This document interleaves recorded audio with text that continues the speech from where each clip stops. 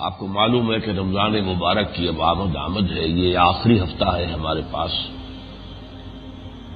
تو اس موقع پر عام طور پر روزہ، اس کی حکمت، اس کے احکام، اس کے لیے رمضان مبارک کے مہینے کا انتخاب، اس کی حکمت، اور پھر جو آخری حاصل ہونا چاہیے روزے سے اور رمضان کے پروگرام سے، اس کے بارے میں کچھ باتیں مجھے آج آپ کے سامنے رکھنی ہے. پہلے ذرا ایک تاریخی اعتبار سے بات سمجھ لیجیے. اسلام کی جو عبادات ہیں، نماز، یہ بھی عرب میں پہلے سے لفظ بھی موجود تھا، وہ نماز بھی پڑھتے تھے. یہ دوسری بات ہے، جو بھی تالیاں بجاتے تھے، سیٹیاں بجاتے تھے، لیکن نماز کے نام سے ایک عبادت ان کے ہاں تھی، جسے حضور کے زمانے میں آ کر پھر یہ شکل دی گئی جس سے کہ آج ہم نماز ادا کر رہے ہیں. حج کا معاملہ تو بہت ہی یوں سمجھیے کہ اکثر و بیشتر صحیح طرز پر ہو رہا تھا، اس میں کوئی کمی کی بات نہیں تھی. بس انہوں نے یہ کیا تھا کہ ہم چونکہ کعبے کے متولی ہیں تو ہم حرم کے حدود سے باہر نہیں جا سکتے، تو عرفات میں نہیں جاتے تھے. عرفات میں باقی لوگ جاتے تھے، وہ منا ہی میں مقیم رہتے تھے. لیکن اس کی آنکھیں اسلام نے اصلاح کر دی. باقی قربانیاں وہ دیتے تھے، طواف وہ کرتے تھے، باقی اس میں انہوں نے مشرکانہ الفاظ استعمال کر لیے تھے. زکوٰۃ، صدقات، خیرات، اس کا تصور بھی موجود تھا، بلکہ ایک دوسرے سے اس میں مسابقت بھی کرتے تھے. اس نے اتنے غریبوں کو کھانا کھلایا ہے تو میں اس سے زیادہ کو کھلاؤں، یہ ان کے ہاں اس طرح سے مسابقت بھی. لیکن روزے کی کسی عبادت سے وہ سرے سے واقف نہیں تھے، لہذا ہمیں پورے مکی قرآن میں روزے کا کہیں لفظ نہیں ملتا، ذکر ہی نہیں ملتا مکی صورتوں میں سے کسی میں. البتہ لفظ صوم جو موجود تھا ان کے ہاں، جسے قرآن نے پک اپ کیا ہے پھر اور اس عبادت کے لیے اس کو عنوان بنایا ہے، یہ صوم ان کے ہاں مستعمل تھا. لیکن یہ صوم وہ گھوڑوں کو رکھواتے تھے. اس کا پس منظر کیا ہے کہ ان کے ہاں لڑائی بھڑائی، غارت گری، خانہ جنگی، یہ تو مسلسل ان کا ایک پیشہ سمجھیے کہ تھا. تو اس میں انہیں تیز رفتار سواری کی ضرورت تھی. کہیں پر حملہ کیا اور فوراً جیسے چھاپا مار دستہ ہوتا ہے، باپ پیچھے بعد میں دوڑے. اب دوڑنے کے لیے تیز رفتار سواری چاہیے.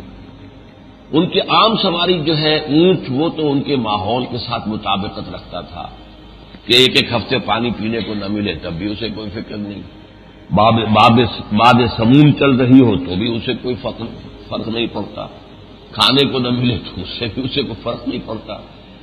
لیکن تیز دوڑنے کے لیے انہیں گھوڑا چاہیے تھا. گھوڑا ایک نازک جانور ہے، اس کے اندر ایک تمکنت ہے، نزاکت ہے.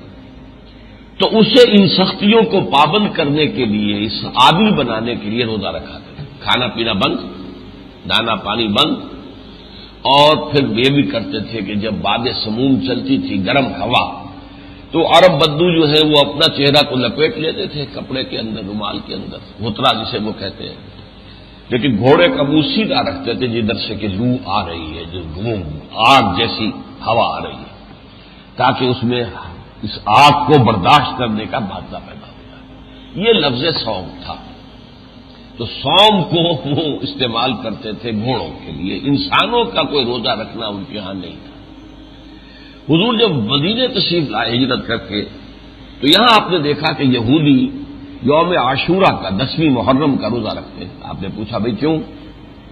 انہوں نے کہا کہ ہمارے نبی حضرت موسیٰ علیہ السلام اور ان کے ساتھیوں کو نجات ہوئی تھی آل فرعون سے 10ویں محرم کو. فرعون اس کا لاؤ لشکر غرق کیا گیا اور ہمیں پار کر کے اور ہمیں آزاد کر دیا گیا، تو ہم اس دن کے شکرانے کے طور پر روزہ رکھتے ہیں. تو حضور نے فرمایا کہ موسیٰ کے تو ہم تم سے زیادہ حقدار ہیں، لہٰذا آپ نے اپنے ساتھیوں کو حکم دے دیا کہ تم بھی روزے رکھو. لیکن روزہ ایک نہیں، 2 رکھو، تاکہ یہودیوں سے تشخص بھی، علیحدگی بھی قائم ہو جائے. وہ صرف 10ویں کا روزہ رکھتے، تم 9ویں کا بھی رکھو. یہاں سے روزے کی ابتدا. اس کے بعد قرآن مجید میں جو پہلا حکم آیا وہ اصل میں 3 روزے تھے کہ جو ہر مہینے میں حضور نے لازم کر دیے تھے. یہ چونکہ تدریج قرآن مجید میں شریعت کے احکام میں تدریج آئی ہے، نماز میں تو الٹی تدریج آئی ہے، سختی پہلے شدید ترین تھی، رات کے 2/3 حصہ، آدھا حصہ، تہائی حصہ کھڑے رہو، اس کے بعد نرمی آنی شروع ہوئی۔ باقی سب چیزوں میں جو ہے وہ شروع میں نرمی، بعد میں رفتہ رفتہ سختی ہوئی۔ شراب پہلے صرف یہ کہا گیا کہ یہ اس میں فائدہ بھی ہے لیکن نقصان زیادہ ہے، اس کے اندر گناہ کا پہلو زیادہ ہے۔ پھر اگلا حکم آیا اگر تم شراب کے نشے میں ہو تو نماز کے قریب نہ جاؤ، بہت سے لوگوں نے اسی پر شراب چھوڑ دی۔ پھر سورہ مائدہ میں آخری حکم آ گیا۔ تو روزے سے چونکہ یہ لوگ واقف نہیں تھے، اس کے عادی نہیں تھے، اگر 1 مہینے کے روزے فوراً رکھوا دیے جاتے تو ان کے لیے بہت مشقت طرح بات ہو جاتی۔ ہو سکتا ہے وہ پہلا مہینہ جو ہے مئی کا ہی آ جائے، جون کا ہی آ جائے، تو وہ تو آسان کام نہیں ہے پھر روزے رکھنا 1 مہینے کے۔ لہذا پہلے عادی بنانے کے لیے 3 دن ہر مہینے میں 13ویں، 14ویں، 15ویں تاریخ یہ جو ہے چاند کی، کیونکہ یہ 13ویں، 14ویں، 15ویں کی راتیں جو ہے روشن ہوتی ہیں تو انہیں ایام 20 کہتے ہیں، روشن راتوں والی دن۔ تو یہ 3 دن کے روزے رکھوائے۔ پہلا حکم قرآن میں اس کے بارے میں آیا ہے، جس کے بارے میں فرمایا یا ایھا الذین آمنوا کتب علیکم الصیام کما کتب علی الذین من قبلکم لعلکم تتقون۔ ابھی میں صرف اس آیت تک اپنی بات رکھوں گا، رمضان کا ذکر ابھی نہیں کر رہا، اس لیے کہ میرے نزدیک یہ حکم جو ہے وہ ان 3 روزوں کے بارے میں تھا کہ جو حضور نے فرمایا اور آپ کے حکم کے تحت صحابہ نے رکھے، اور اس میں 2 رعایتیں دی گئی۔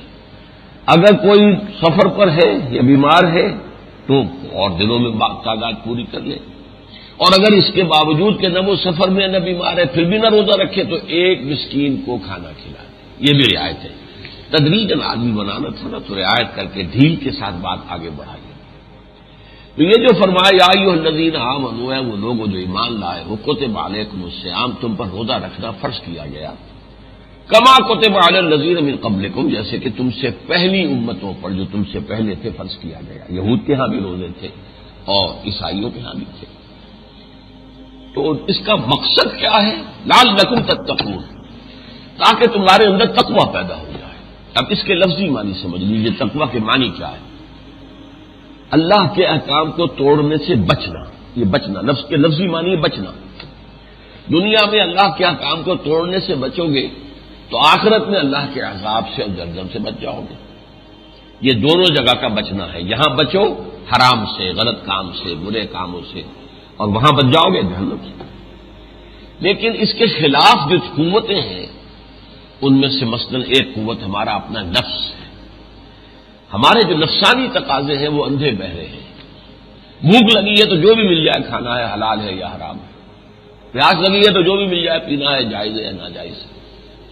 شہوت کا جذبہ اٹھا ہے تو اسے پورا کرنا ہے، حلال حرام، جائز ناجائز، جس راستے سے بھی ہو۔ تو چونکہ انسان جو ہے وہ نفس کا غلام ہوتا ہے عام طور پر، تو ظاہر بات ہے کہ اب اس نفس کو قابو میں رکھنے کے لیے ایک ایکسرسائز دی گئی۔ یہ ایکسرسائز کا جو ملٹری میں ہے، آپ کو معلوم ہے کہ فوج جو ہے ہمارے ہاں اتنا بڑا خرچہ، وہ جو ہے ہمارے جو بجٹ کا سب سے بڑا برڈن ہے، وہ جنگ کتنے دن ہوئی ہے آج تک، لیکن ایکسرسائزز ہر وقت رہتی ہیں تاکہ جنگ کے لیے چاق اور چوبند رہے، کیا پتہ کب جنگ ہو جائے۔ تو اسی طرح یہ ایکسرسائز ہے کہ آپ 1 مہینہ یا جو 3 دن تھے شروع میں، صبح سے شام تک حلال چیز بھی نہیں کھائیں گے، حالانکہ آپ کو بھوک لگ رہی ہے، کھانا موجود نہیں کھائیں گے، اللہ کا حکم نہیں، روزہ رکھا ہوا ہے۔ پیاس لگ رہی ہے، پانی موجود نہیں پئیں گے، اللہ کا حکم نہیں، اللہ کی اجازت نہیں ہے، روزہ رکھا ہوا ہے۔ آپ کو اندر جنسی جذبہ ابھرا ہے، بیوی موجود ہے یا قانونی جائز لوڈی موجود ہے، آپ کر سکتے ہیں لیکن نہیں، اجازت نہیں ہے۔ تو یہ مشق اگر آپ کریں گے تو آپ میں قوت پیدا ہو جائے گی، جس کو عام الفاظ میں ہم کہیں گے ضبط نفس۔ آپ اپنے نفس کو کنٹرول میں کر سکیں گے۔ اس نفس کا اور ہمارا معاملہ ایسا ہی ہے جیسے ایک گھوڑا اور ایک اوپر سوار۔ گھوڑا طاقتور زیادہ ہے، سوار کمزور ہے تو وہ گھوڑا پٹک دے گا، یہاں مارے گا یا وہاں گرائے گا۔ لیکن اگر طاقتور ہے جو ہے سوار، اس کی رانوں میں جان ہے، اس نے کسا ہوا ہے گھوڑے کو اپنی رانوں کے درمیان، تو پھر وہ گھوڑا جو ہے وہ سوار کے اشارے پر مڑے گا، جائے گا، لے جائے گا۔ تو نفس اگر منہ زور ہے تو وہ آپ کو کسی بھی گناہ میں کسی وقت جو ہے وہ ملوث کر دے گا۔ تو نفس کو قابو میں رکھنے کے لیے یہ ذرا دو لفظ سمجھ لیجئے، انگریزی میں دو لفظ آتے ہیں، سیلف کنٹرول اور سیلف اینیہیلیشن۔ سیلف کنٹرول ہے ضبط نفس، اور سیلف اینیہیلیشن ہے نفس کشی، نفس کو کچل دینا۔ یہ اسلام نہیں ہے۔ اسلام چاہتا ہے کہ نفس کا بھی حق ہے۔ اللہ نے تمہارے اندر بھوک رکھی ہے تو بھوک کو تم جائز طریقے سے پورا کرو، جنسی تقاضا جائز ذریعے سے پورا کرو، ضبط نفس ہو، نفس کشی نہیں، سیلف اینیہیلیشن۔ یہ رہبانیت ہے، اس پر انشاءاللہ پرسوں درس ہوگا پورا۔ یہ رہبانیت کی جو ابتداء کی ہے، بدعت ایجاد کی ہے، یہ حضرت عیسیٰ علیہ السلام کے پیروکاروں نے کی ہے۔ وَرَهْبَانِيَّةً ابْتَدَعُوهَا۔ اسلام میں کوئی رہبانیت، نفس کو کچلنا نہیں ہے۔ ان لنفسک علیک حقا، نفس کا بھی تم پر حق ہے، لیکن جائز طریقے سے پورا کرو۔ تو تمہارا کنٹرول نفس پر ہونا چاہیے، نفس کو کچلنا نہیں ہے۔ نفس تو گھوڑا ہے، گھوڑا تمہیں لے کر جائے گا، گھوڑے پہ چڑھ کر تم جہاد کرو گے۔ تو تمہارا نفس بھی جو ہے، یہ جسم ہے انسانی، یہ بھی ایک آپ کے پاس ایسٹ ہے اللہ نے جو دی ہے، اسے اللہ کے دین کے لیے استعمال کرو، لیکن کب کرو گے؟ جبکہ تمہارا اس کے اوپر کنٹرول۔ تو روزہ، مجرد روزہ جو ہے وہ ضبط نفس کے لیے ہے، جس کے لیے دینی اصطلاح ہے تقوی، بچنا، نفس کے حملوں سے بچنا۔ لہذا حضور نے فرمایا الصوم جنۃ، روزہ جو ہے وہ ڈھال ہے۔ جیسے ڈھال سے آپ وہ تلوار کا وار ہو رہا ہے اسے روکتے ہیں، وہ سامنے سے نیزہ لے کے آ رہا ہے آپ روک لیتے ہیں اس پر، اسی طرح نفس کے حملوں سے اپنے آپ کو محفوظ کرنے کے لیے یہ مشق ہے جو دی گئی ہے۔ پہلے مہینے میں 3 دن، اس میں ٹھنڈے دن بھی آ گئے، گرم دن بھی آ گئے، لیکن جب بات کچھ راسخ ہو گئی مزاجوں کے اندر تو پھر رمضان کے روزے کا حکم دیا گیا۔ اب میں ذرا ترجمہ کر دیتا ہوں کہ حضور نے جو یہ قرآن مجید میں جو پہلا حکم آیا ہے اس میں پھر کیا رعایتیں دی گئی۔ یا ایھا الذین آمنوا، آپ بھی اپنے کھول لیجئے، صفحہ 2 ہے یہ۔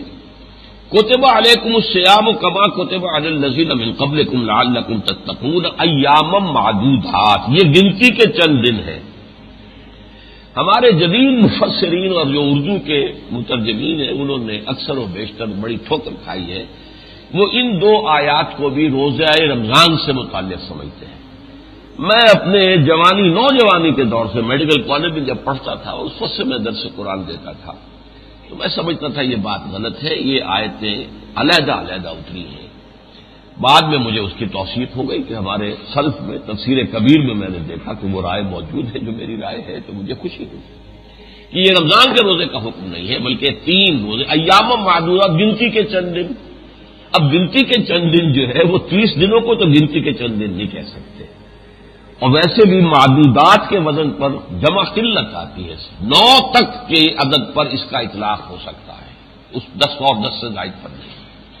تو یہ 3 دن کے روزے تھے۔ چنانچہ اگلے ہی رکوع میں جب حج کا ذکر آتا ہے اگلے سے اگلے رکوع میں، تو اس میں مینا میں قیام کے بارے میں فرمایا ہے فَإِذَا قَضَيْتُم مَّنَاسِكَكُمْ فاذْكُرُوا اللَّهَ كَذِكْرِكُمْ آبَاءَكُمْ أَوْ أَشَدَّ ذِكْرًا ایام معدودات فمن تعجل فی یومین فلا اسم علیہ ومن تأخر فلا اسم علیہ۔ یوم نحر جو ہوتا ہے اصل تو یوں سمجھیے کہ مناسک حج ادا ہو گئے، عرفہ بھی ہو گیا، مزدلفہ بھی ہو گیا، طواف بھی ہو گیا، اور اس کے بعد آپ نے حلق بھی کرا لیا، قربانی بھی ہو گئی، طواف زیارت بھی ہو گیا۔ اب اس کے بعد 3 دن یا 2 دن منا میں اور قیام میں، ان کو بھی کہا گیا ایام معدودات، گنتی کے چند دن ہیں، وہ یہ 2 یا 3۔ فمن تعجل فی یومین فلا اسم علیہ، جو 2 دن ہی کر کے واپس آ جائے کوئی گناہ نہیں، یہ بھی رعایت مزید۔ ومن تاخر، جو مؤخر کر دے اور 3 دن پورے کرے تو اس میں بھی گناہ نہیں۔ تو یہ اصل میں ایام معدودات وہ 3 دن ہیں جن کے بارے میں نے آپ کو بتا دیا۔ فمن کان منکم مریضا او علی سفر فعدۃ من ایام اخر، تو جو کوئی بھی ان 3 دنوں میں تم میں سے بیمار ہو یا سفر پر ہو تو اسے وہ تعداد پوری کرنی چاہیے دوسرے دنوں میں۔ ومن تطوع خیرا فهو خیر له وعلی الذین یطیقونہ فدیۃ طعام مسکین۔ مزید ایک رعایت یہ رکھیے کہ چونکہ تم ابھی عادی نہیں ہو روزہ رکھنے کے، تو ٹھیک ہے اگر تم طبیعت آمادہ نہ ہو، حالانکہ نہ سفر پر ہو اور نہ بیمار ہو، تو بھی تم روزہ قضا کر سکتے ہو، ایک فدیہ، ایک مسکین کا کھانا کھلانا۔ یہ ایک اضافی رعایت دی گئی. بیمار ہو یا سفر پر ہو تو دوسرے دنوں میں تعداد پوری کرو، ورنہ یہ ہے کہ اگر نہیں تم نے رکھا تو پھر اس کی قضا کیا ہے؟ روزہ رکھنا قضا نہیں ہے بلکہ ایک مسکین کا کھانا کھلا دینا. وعلی الذین یطیقونہ فدیۃ طعام مسکین فمن تطوع خیرا فهو خیر اللہ، اور جو نیکی سے اپنی مرضی سے نیکی کرے وہ اس کے لیے بہتر ہے. ایک کے بجائے 10 مسکینوں کو کھانا کھلائے، نور اللہ نور، روزہ بھی رکھے مسکینوں کو بھی کھلائے، نور اللہ نور. لیکن یہ کہ پہلے جو ہے اس کے اندر وان تصوموا خیر لکم ان کنتم تعلمون، لیکن اگر تم روزہ رکھو تو یہ تمہارے لیے بہتر ہے. تو گویا کہ اختیار ہے ابھی روزہ رکھو یا نہ رکھو. نہ رکھو گے تو ایک مسکین کا کھانا کھلا دو، اور رکھو اور پھر اس رکھنے میں تم سے کوئی بیماری کی وجہ سے یا سفر کی وجہ سے کوئی ایک قضا ہو جائے تو اس کی تعداد پوری کرو. اب اس کے بعد یعنی یوں سمجھیے کہ یہ عبادت جو ہے روزے کی یہ کسی بھی مہینے میں فرض ہو سکتی تھی. سارے مہینے اللہ ہی کی ہے نا. ویسے حضور نے فرمایا ہے رمضان شہر اللہ و شعبان شہری، رمضان اللہ کا مہینہ ہے اور شعبان میرا مہینہ. شعبان میں آپ زیادہ کثیر ترین جو روزے رکھتے تھے جو نفلی وہ شعبان میں رکھتے تھے. وہ یا کہ تیاری ہو رہی ہے، جیسے آپ 4 فرض زور کے پڑھتے ہیں، 4 فرض پہلے 4 جو ہے سنتیں پڑھتے ہیں، تو یہ گویا کہ ایک تمہید ہو رہی ہے. ورنہ اصل نماز تو 4 فرض. تو فرض روزے جو آنے ہیں رمضان کے اس سے پہلے شعبان میں حضور کثرت کے ساتھ کسی اور مہینے میں اتنے روزے نہیں رکھتے تھے جتنے شعبان میں. اب اگلی آیت آ گئی، شہر رمضان الذی انزل فیہ القرآن. رمضان کا مہینہ جو اب روزے کے لیے فرض کیا جا رہا ہے پورا مہینہ، یہ وہ ہے کہ جس میں قرآن نازل کیا گیا. اور قرآن کی مدح کیا ہے؟ ھدی للناس وبینات من الھدی والفرقان، ہدایت ہے لوگوں کے لیے اور ہدایات کی بھی واضح تعلیمات ہے. کوئی جو ہے وہ سمجھیے کہ کوئی پہیلیاں نہیں پہنچوائی گئی ہیں، نہ ہی کوئی فلسفے اور منطق جو ہے بھگائی گئی ہے. سادہ زبان میں بینات من الھدی والفرقان، اور بھلے اور برے میں اور صحیح اور غلط میں فرق کر دینے والی شے ہے قرآن. یہ علیحدہ یہ علیحدہ، دودھ کا دودھ پانی کا پانی. یہ 3 الفاظ تو یہاں اللہ نے خود استعمال کیے. شہر رمضان الذی انزل فیہ القرآن. اچھا اب اس کا مفہوم کیا ہے؟ ہمیں یہ معلوم ہے کہ حضور پر تو قرآن مجید 23 سال میں اترا ہے، تھوڑا تھوڑا تھوڑا تھوڑا. تو اب اس کے ترجمے 2 کیے گئے ہیں. ایک تو یہ کہ شہر رمضان میں وہ رات ہے جو 1000 سال سے بہتر ہے، افضل ہے، لیلۃ القدر. اس میں آغاز ہوا ہے قرآن کے نزول کا، یہ مطلب ہے. انزل فیہ القرآن، نازل کیا گیا یعنی آغاز کیا گیا نزول کا. ایک مفہوم یہ ہے کہ پورا قرآن لوح محفوظ سے یا کتاب مکنون سے اتار دیا گیا سمائے دنیا تک جو سب سے قریب ہمارا آسمان ہے. پھر یہاں سے جستا جستا جستا جستا حضور پر حضرت جبرائیل اللہ کے حکم کے مطابق نازل کرتے تھے. اسی لیے انزال اور تنزیل میں عربی میں فرق ہے. اعلام ہے کسی کو کچھ بتا دینا، تعلیم ہے کسی کو کچھ سکھانا. سکھانے میں محنت کرنی پڑتی ہے. وہ سمجھ گیا کہ نہیں سمجھے، نہیں سمجھا، اچھا میں دوبارہ بتاتا ہوں، ابھی نہیں سمجھے، اچھا تعلیم یہ ہے. اعلام بتا دیا بس، ما علینا الا البلاغ، ہم نے بتا دیا. اسی طرح انزال ہے دفعتاً کسی چیز کا اتار دینا، اور تنزیل ہے تعلیم کے وزن پر تھوڑا تھوڑا تھوڑا تھوڑا کر کے اتارنا. تو قرآن مجید میں لیلۃ القدر کا ذکر بھی ہے. انا انزلناہ فی لیلۃ القدر، انزال سے ہے یہ لفظ. یہاں پر بھی شہر رمضان الذی انزل فیہ القرآن، یہ بھی انزال سے ہے. لیکن حضور پر نزل بہ الامین، امین روح الامین حضرت جبرائیل نے نازل کیا ہے علی قلبے کا، نازل کیا اس قرآن کو ہے نبی آپ کے قلب مبارک پر. یہ تھوڑا تھوڑا کر کے نازل کیا، وہ تنزیل. اچھا یہ جو مدح ہے اللہ تعالیٰ نے قرآن مجید میں اپنے کلام کی مدح اور تعریف، اس کی عظمت کا بیان بہت سے اندازوں میں کیا ہے. اس پر میری بڑی مفصل تقاریر ہے، کیسٹس ہیں. لیکن اس کتابچے میں ہم نے ایک حدیث، قرآن کی عظمت اور فضیلت پر ایک بڑی لمبی حدیث ہے، وہ دی گئی ہے صفحہ 4 اور 5 پر، اس کا ترجمہ بھی موجود ہے. یہ ہماری طرف سے ہدیہ سمجھیے. یہ جا کر آپ اپنے گھر میں ان چیزوں کو پڑھیں کہ قرآن مجید کی عظمت حضور نے کیا بیان کی ہے. فی الحال اسی پر اتفاق کرنی ہوگی کہ شہر رمضان الذی انزل فیہ القرآن ھدی للناس وبینات من الھدی والفرقان فمن شہد منکم الشہر فلیصم، جو کوئی بھی تم میں سے پائے اس مہینے کو اس پر لازم ہے کہ روزہ رکھے۔ اب اختیار نہیں رہا، یہ نہیں رہا کہ نہ رکھو تو ایک مسکین کو کھانا کھلا دو۔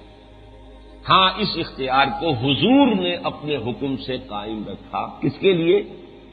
وہ بہت بوڑھا مرد ہے، عورت ہے، فاقہ اس سے برداشت نہیں ہو سکتا، جان جانے کا اندیشہ ہے، وہ ایک مسکین کو کھانا کھلا رہے ہیں۔ یا کوئی ایسے مرض میں مبتلا ہے کہ جس مرض کی شفا یاب ہونے کی اب توقع نہیں، ڈائبٹیز اس انتہا کو پہنچی ہوئی ہے کہ ڈاکٹر بھی کہتے ہیں you have to live with it, بھائی اب اس کے ساتھ ہی زندگی گزارنی ہے تو تمہیں یہ احتیاطیں کرنی ہے۔ اور ڈائبٹک آدمی جو ہے وہ فاقہ برداشت نہیں کر سکتا، لہذا ایسے لوگوں کے لیے حضور نے وہ جو پہلے تھی ایک اضافی رعایت وہ باقی رکھی، ورنہ اب رمضان کے روزے فرض ہیں۔ فمن شہد منکم الشہر فلیصم ومن کان مریضا او علی سفر فعدۃ من ایام اخر۔ اب یہ وہی الفاظ دوہرا کر آ گئے، جو کوئی بیمار ہو یا سفر پر ہو تو وہ تعداد پوری کرے دوسرے دنوں میں، قضا روزہ ہی رکھنا ہوگا، یہ قضا اب کوئی مسکین کا کھانا کھلا دینا نہیں ہے۔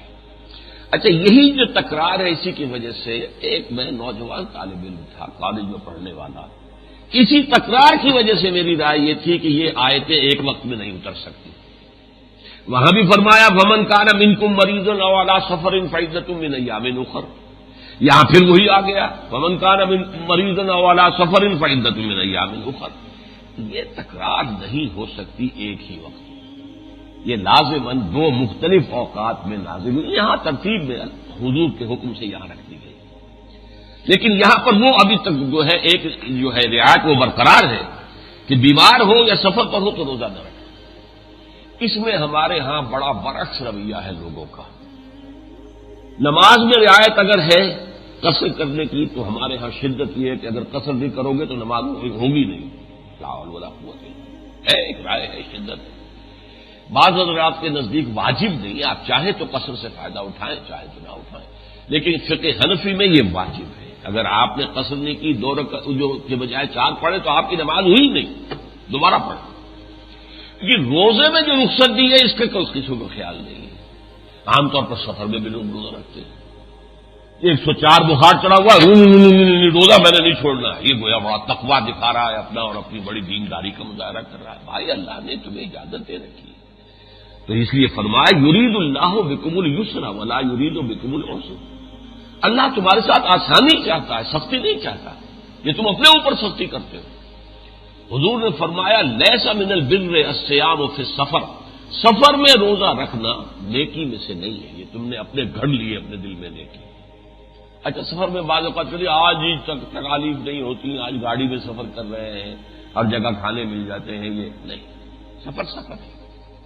گھر میں جو سکون اور اطمینان ہوتا ہے وہ کبھی سفر میں نہیں ہوتا، انسان کے معمولات بدلے ہوئے ہوتے ہیں۔ تو جو اللہ نے رعایت دی ہے اس میں ایک انتہا یہ بھی ہے کہ لوگ سمجھتے ہیں وہی انتہا جو میں نے کہا کہ نماز قصر نہیں کی تو نماز ہوئی نہیں، تو کچھ لوگ کہتے ہیں کہ اگر سفر میں روزہ رکھا تو روزہ ہوا ہی نہیں، پھر بھی قضا دینی پڑے گی، کیونکہ وہ روزہ تم پر فرض تھا نہیں اور تم نے رکھا تو وہ تو نفلی ہو گیا، اور فرض روزہ تمہارا قضا ہو گیا، تمہیں قضا دینی پڑے گی۔ واللہ عالم، میں اس میں فقہی بحثوں میں نہیں جانا چاہتا، لیکن جو حکمت ہے وہ کیا ہے کہ ہے تو فرض، تعداد پوری کرنی ہوگی، لیکن یہ کہ اگر بیمار ہو یا سفر پر ہو تو تمہیں دوسرے دنوں میں اجازت ہے کہ اس کی تعداد پوری کر لو۔ اللہ تعالیٰ تمہارے ساتھ آسانی چاہتا، سختی نہیں چاہتا۔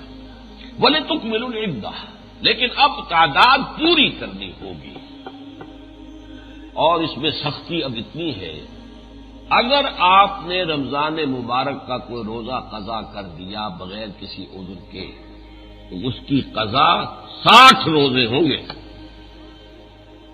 اگر آپ نے روزہ توڑ لیا کسی وجہ سے تو پھر 60 روزے، اور وہ بھی یہ نہیں کہ کچھ 10 رکھ لیے پھر کچھ چھوڑ دے دو گے، متتابعین متواتر 60۔ تو اس روزے کی، رمضان کے روزے کا معاملہ یہ ہے۔ ہاں اگر بیمار ہو، سفر پر ہو تو اجازت ہے۔